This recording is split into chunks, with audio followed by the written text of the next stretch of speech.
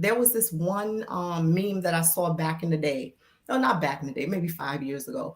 It said the breakdown of the family is when you didn't have a chance to break the green beans with your grandmother. Like I had my grandmother growing up. I Mm-hmm. lost her when I was 17. She was like Mm-hmm. 85, 89. Well, she had a couple birthdays. That's a Caribbean thing. But I think she was either 85 or 89. And when I tell you the lessons that I learned, and I could move about the world understanding that although I looked a certain way, that wasn't what's going to carry me through this world. It's mind blowing. So it's like in tandem.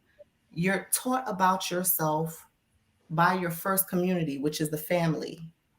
But then how you move about in the world is what the outside sees and tells you.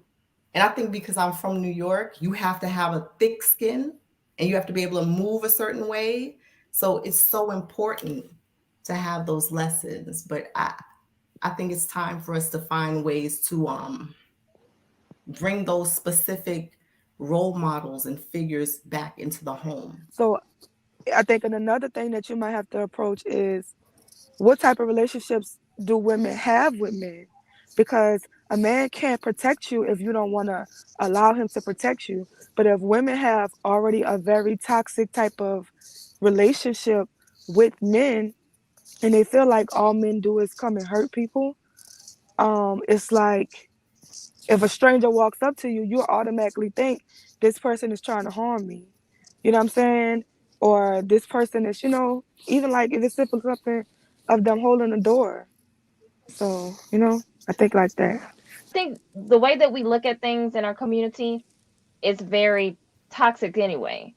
So, because the question I would ask, and I'm going to let Natalie speak, but the question I would ask of that is, what kind of altercation would you be having with like your boyfriend or whomever, and it would be a situation that would escalate where it would turn into something else? I think, especially in my age range and what I grew up seeing, is that a lot of time relationships turn into physical altercations. And it's Hmm. nothing that I've never not seen that's normal.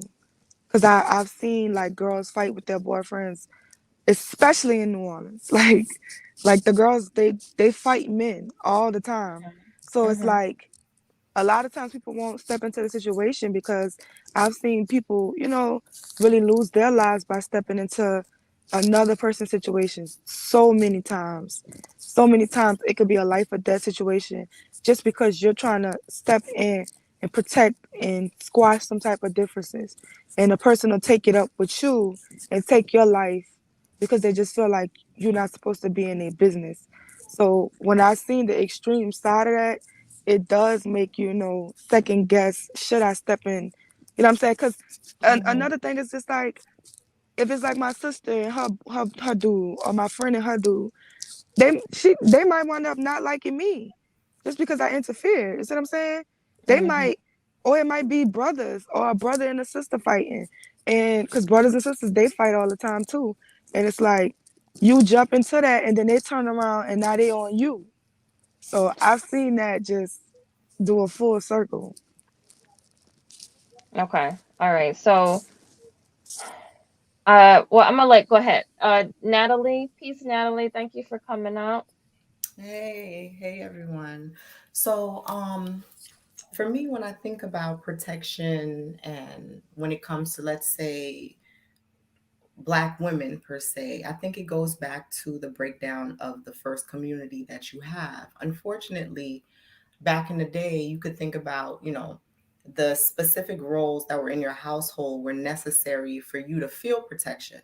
And if at that point that male figure had to exit the home, be it death, incarceration, military, your community stepped in. So that gave you this, not even it gave you a sense of protection.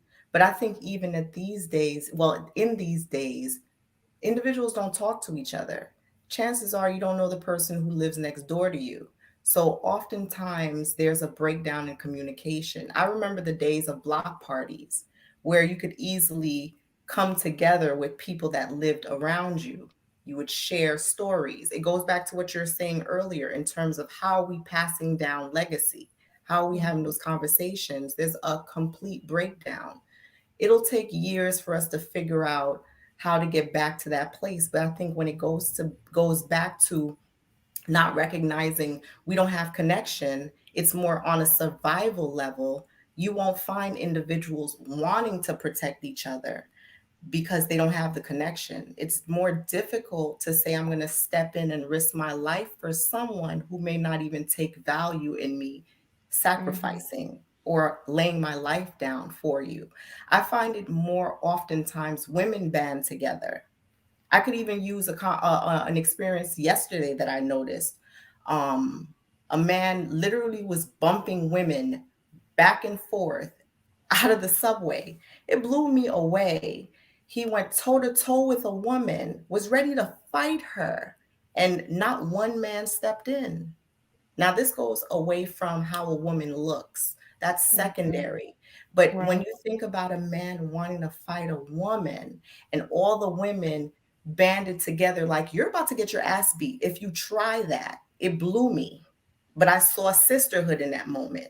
It blew me away, but it let Mhm. me know that there's such a fundamental breakdown in the way that we experience relationships, even if they're not intimate.